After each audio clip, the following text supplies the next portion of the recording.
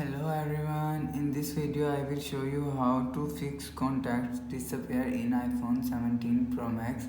So let's start a video. First of all, go to app library. Now here, click on utilities folder. Now here, click on settings app. Now here, click on Apple ID. Now here you will see iCloud, click on iCloud.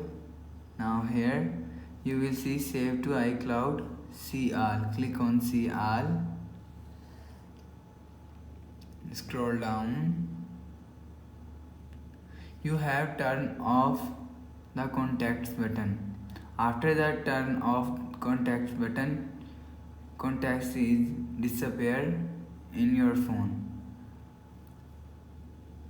If you turn on the contacts button, contacts is appear in your phone. So that's how you can fix contacts disappear in iPhone 17 Pro Max.